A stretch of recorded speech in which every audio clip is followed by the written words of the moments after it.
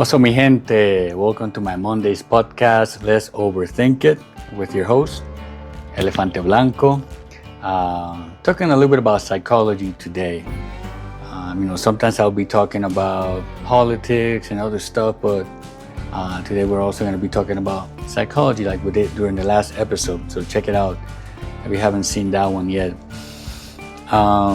Thank you for tuning in, taking time out of your busy schedule. I know everybody is busy doing stuff, so I appreciate you. And I hope y'all like the beach shore background that I have over here. I say y'all because I did spend some time in Alabama. I actually lived there for years when I was getting my degree in psychology over there. So, they told me that y'all is acceptable. You all, y'all. So I appreciate, that. I don't think I ever picked up the southern accent, but that would be kind of interesting, maybe even illegal to have the Alabama and the Puerto Rican accent together. So before we jump into the topic, how about we start with a joke first? And in honor of all the dads out there, it'll be a dad joke. Okay, are you ready? Okay, here we go. When does a joke become a dad joke? Ready? When it becomes apparent. All right. Happy belated Father's Day to all the dads out there. Feliz Día de los Padres. So what are we going to be talking about today? Well, the topic is pain is temporary, but suffering is optional.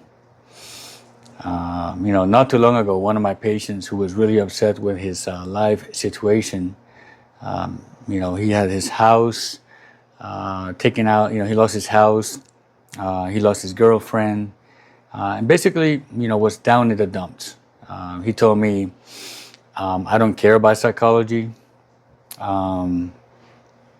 nothing else, basically didn't care about anything. He said, tell me something with wisdom.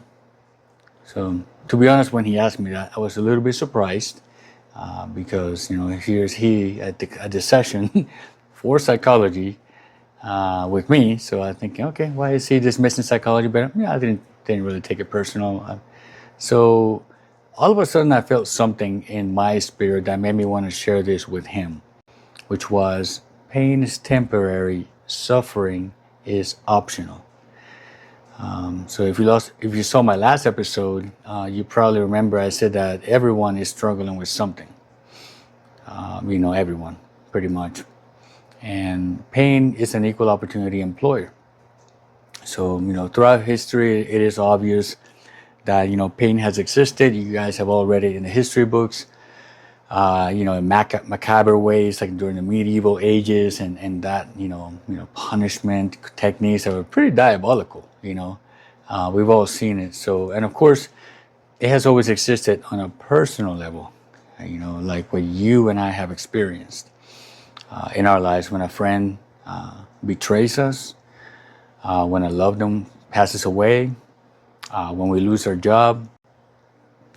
There are so many examples in your life, in my life, of pain. So, think about one right now for a moment.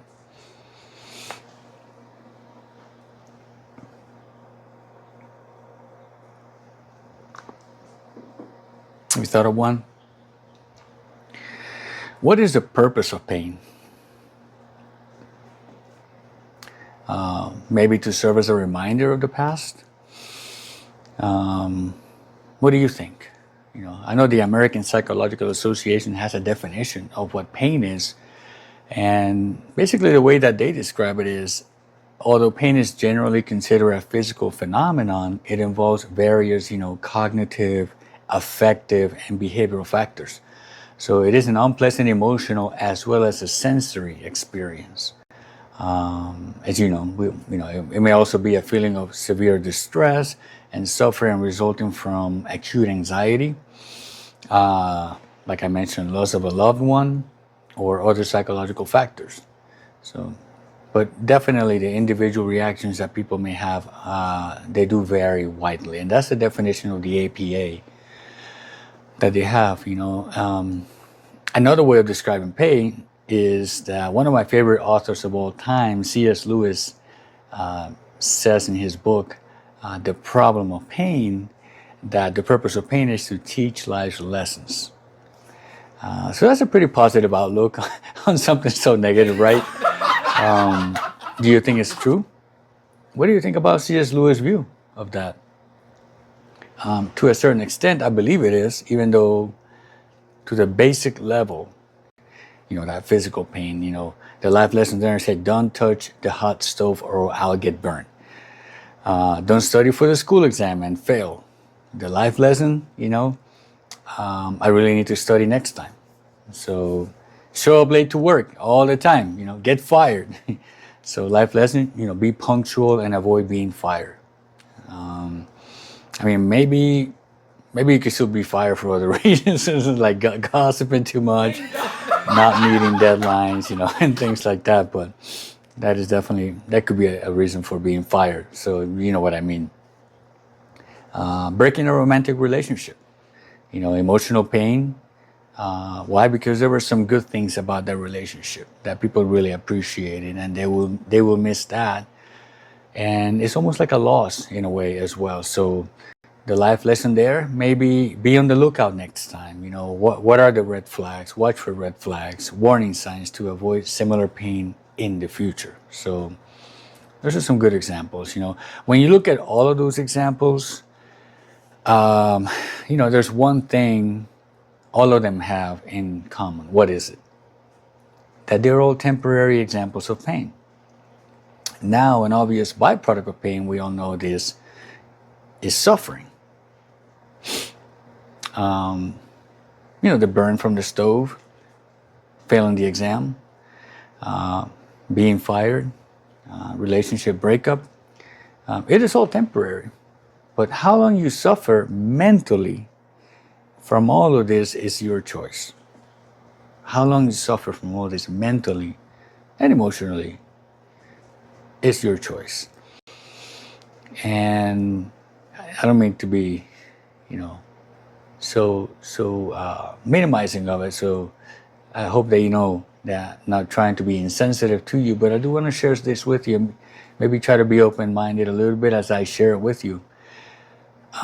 It's always been your choice. I'm not going to, like I said, judge you because everyone has their own way of suffering, especially when someone is going through the cycle of grief, the cycle of denial. When somebody has a loved one, the cycle of grief, they go through, there are about 5 steps to it. You probably have heard about them: denial, anger, bargaining, depression, and acceptance. Some people take longer than others. I know grandmas that, were black for years after becoming a widow and maintain a very sad effect for a long time. Maybe that works for them. But there's a point where it is not healthy and can create dysfunction in their lives. So the point is that grandma made a decision about suffering. It was a choice. Nobody made it for her. She made it for herself. And that's my point, that suffering is optional. You decide how long it will take and how long you want to suffer. My point is that you are in charge. You are in charge of suffering, which is nice in a way. Now, I'm going to briefly say something that could be a little bit controversial, but again, hear me out. And maybe I can expound on it further on another episode, because I know you're probably thinking about it. And maybe you yourself went through it. And that is the pain of trauma from physical or sexual abuse. Definitely suffering will happen, but please don't think I'm being insensitive. But even in this situation, you're in charge. You're in charge of the suffering that comes afterwards. Not your fault. I'm not saying it's your fault, because it's not. But I'm saying that you're in charge. Many of my clients told me, yes, it was hard, but I decided to go to therapy. I decided to be a survivor, not a victim. I decided to shorten my suffering and say to myself this: which is something that I really loved hearing because I've been told this many times from these people that have gone through these experiences is, I am not what happened to me. I am not what happened to me. And that is very empowering, you know. And that is part of the process of their decision, their choice, that I'm going to suffer, but I'm not going to stay here. I'm going to move up. So you decide, you know, you take your time. It's your choice. You're in charge. You're the captain of your own ship. I think I will, you know, in terms of talking about this topic, because I know I didn't mention it on right now, just for a little bit about trauma, because that is definitely a more severe kind of pain and a more severe kind of suffering that it definitely deserves more time to discuss. So I will do an episode in the future about trauma and the mindset of empowerment, or something similar, from victimhood to survivorship. So what do you think? You know, should I do that? I think. I would really like to hear from you about that.